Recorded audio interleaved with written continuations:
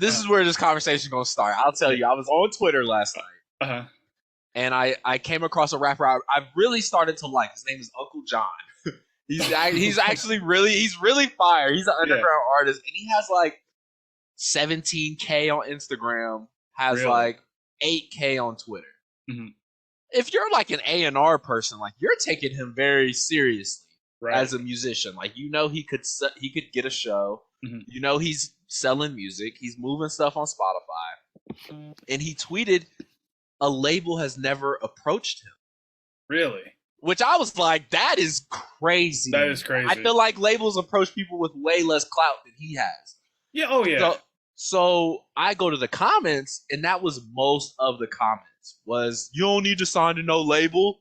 You don't need a label. Independent is how it is. And he was replying to all of them like, oh, you know what that's like? Oh, have you signed to a label before?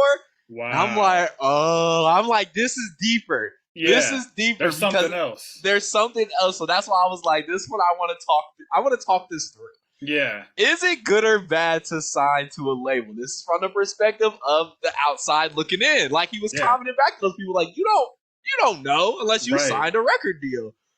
And for the first thing from my perspective is the money. Obviously. Right. When you're independent, I feel like you're probably spending most of your own money. Mm-hmm. Where record label, they give you like a check. They got to give you something, right. You know what I mean, to work on. And I'm like, I mean, what's your after that? Like, what's going through your mind after that? So I want to go back to a second to the comments part of it because it's always the people who have never done things that have know the most the to most. say. Yes. Yep. So it's just one of those things where like I feel like this dude, if he has his foot in the music business like this, and like those areas aren't my strong suit of how contracts and labels and all that stuff work, but like I know a little bit about them, and it's just like, I mean, if he wants to, if independence, done that much for him, I mean, you might as well go for it because I like we've even talked today about how people like market themselves on all these different platforms and stuff. Now, I mean, like the people are going to get their money. I mean, the money is out there. Yeah. I mean, it's a crazy way to look at it. It's very different. Because I think when you sent me the topics for today, and I looked back at a lot of the artists from the last like 20, 30 years who were kind of trying to, I think, go that path of not signing to a record label or whatever. Trying to stay independent. It's a lot different. And I think a lot of their music made impact because like they had such a message in it. Because I think I actually saw where NWA might have been one with their first record. And then like with their first record, F the Police. I mean, well, yeah, that's like a generational song that had like a message. Like a lot of these guys now, their music doesn't have that message, but I don't think a lot of guys have to go that path now. It's tough. It's a slippery slope, I feel like. That's interesting. Okay, to add to this, I was on TikTok. This is just reminded me. I was on TikTok and I seen another smaller artist. He goes by the name of Mavi. And he got co-signed by like Alchemist. He's gotten co-signed by Earl Sweatshirt. Equally like underground-ish type rappers. Yeah. So he started talking on the topic of the big mainstream people we know. Mm-hmm. That is their message. The chains, the necklaces, the fancy cars, the girls. You know what I mean? He was saying that's the message. So like, yes, they're rich, but like that's the persona they're trying to sell. And I'm like, dang. Like I was like, that's even deep too, because these are those are people like they're signed 100%. The people we say is the pin, like the top of top, they're signed to some record label. Right. So now, like you said, to have a message, what if that is the message of this is what a rapper looks like? That's deep. Very deep. That's deep, actually. So I never thought about it like that. And it's like, what's funny? I actually saw a reel on Instagram, and this is why I think phones listen to every single thing we say, because I think shortly after we talked about this, I saw a reel on Instagram and it was like, it said what rappers were like before they get signed to a label, and it's this dude who fits the typical like kind of cookie cutter rapper. Yeah. But then when he got signed, he's wearing this like super tight cut off shirt or whatever like that. I know exactly what you're talking about. And you just wonder too, like how much of their image, has to change. Yeah, when you're like once you're signed to a label. Now there's certain guys I don't think has really changed. I don't think it changes them, but I feel like that number is it's kind of like probably slim to none. Okay, well, I'll throw it back to you. I mean, there's labels of all sizes. There's small labels, you know what I mean? There's medium-sized labels, then there's the Interscopes, the Atlantic. I would say if I was to rate how good a label is, I would rate them very good on if they can create a better image. Like say you're Cantley Elliott right now, and they're like, no, you should be Cantley Elliott that I don't know, wears a cape. You know what I mean? And like it's a good idea if it fits your image that you've already been sort of creating already. I would feel like a bad label would be, like we were saying, like if you were, I don't know, if you were a super gangster rapper and then you start getting into pop music and all of that. Like, so I'm gonna ask you, like, is there a difference, do you think, between a label creating an image versus like creating a character? Because I feel like there's kind of I think that's a huge difference. Yeah, I think that's a huge difference. I feel like a character is we've talked about that many of these episodes is a world builder. Like to be a world builder, a storyteller, like that's already a skill in itself. Like I'm sure like I said, I mean a good label I would assume probably can do something like that where it is a long-term album rollout, if it's a long-term, I don't know. That's all. Yeah. That's really the only thing I can think of is a good album rollout if it has that character, that story. Yeah. If the record label has something to do with that, that's good. Yeah, no, and that's true. And I've always kind of wondered too when these labels do, like, let's say somebody kind of starts that world building process on their first album, and that's kind of the person we know them as. Like, how hard is it to like break out of that? Yeah, because we've seen a lot of artists go. Because in my mind, look, that's Gambino, when they get dropped, bro. Yeah. I was like, I figured that's probably what it was looking like because Childish Gambino, he's the first person that comes to mind. Like, I know he's still Childish Gambino, but I don't view him the same way now as I did in like 2011 or at all. Yeah. So it's just when you start to build that character after so long, when does it kind of? Yeah. How do you separate yourself? That's why I said I think that's when they get dropped. That's when you get to the label room and they're like, these numbers ain't looking too good. This isn't it anymore, man. We got to move on from this person. Nah, it's crazy. I mean, it's just a crazy thing. Like I said, when he was replying to people saying like, "Oh, you must know," like we don't. Like as a viewer, as a consumer of music, I've never been to that point of being in the room of a record label, in the point of signing to a record label. The only thing I have heard of is the situations that people go through with record labels. One of those was 50 Cent. He was talking about when he was dropping, it was the album after Get Rich or Die Trying. The Massacre. Yeah. And he was saying he had a lot of pressure for that album. Yeah. As far as this, if this don't sell good, it's on with you. Like you're basically done.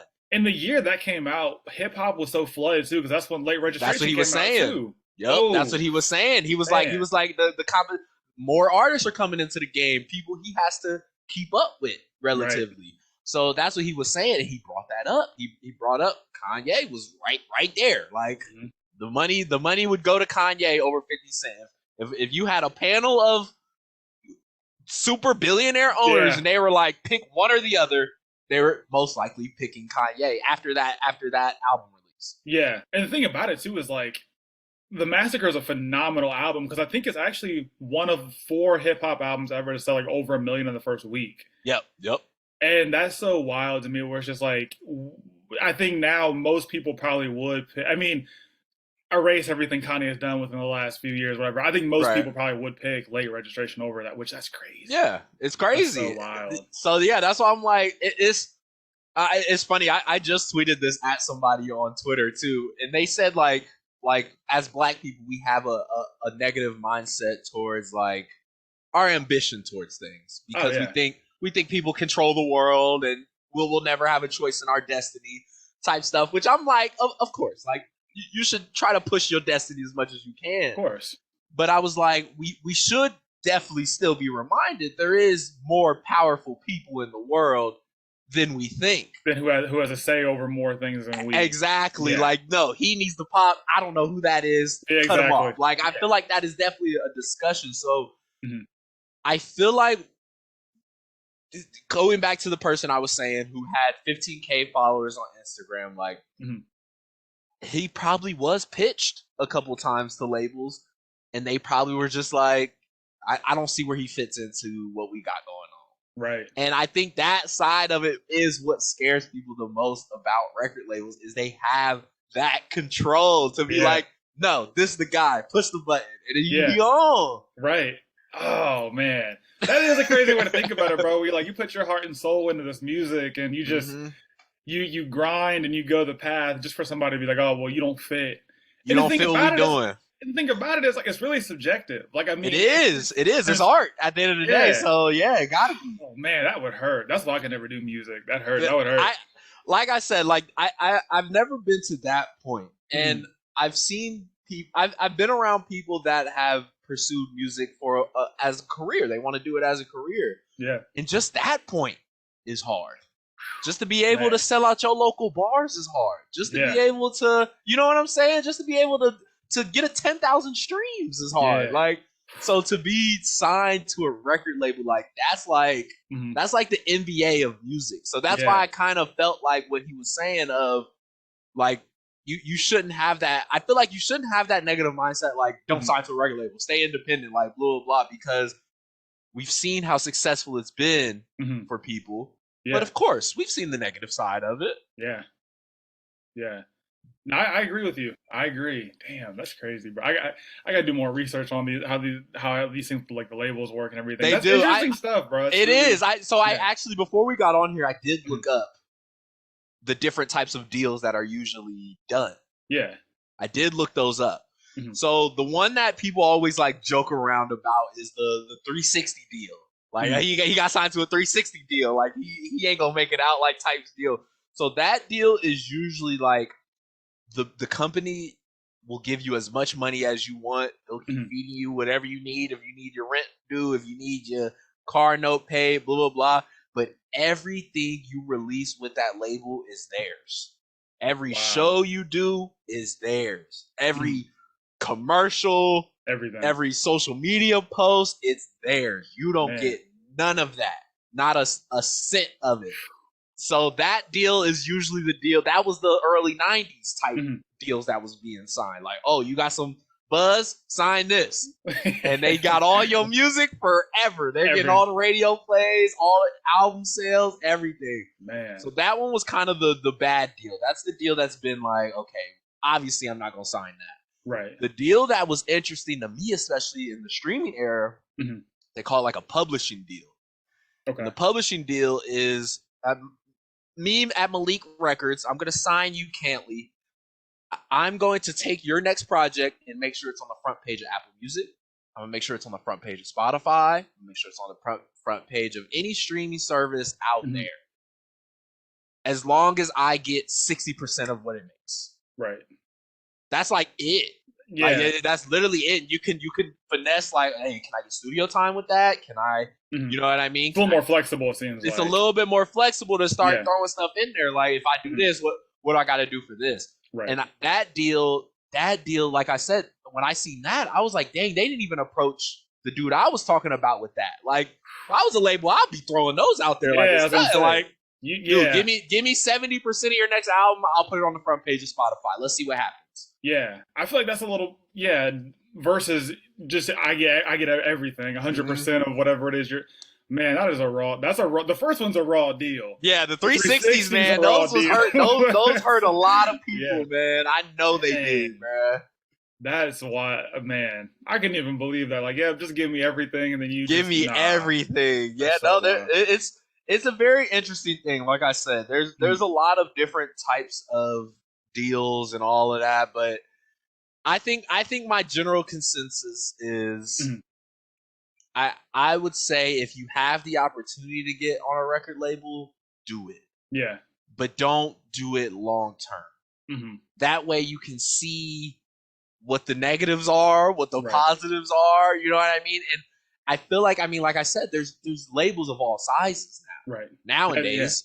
So if the big labels don't do it for you, maybe find a smaller label. You know what I mean? Like, I feel like there's a lot more flexibility, but I feel like as a musician, I feel like you got to push for one, man. Yeah. I feel like you got to get on one. Use those options. Like we said, you've worked too hard, to kind of build yourself up. Yeah. Yeah. That's a good point. It's a good point.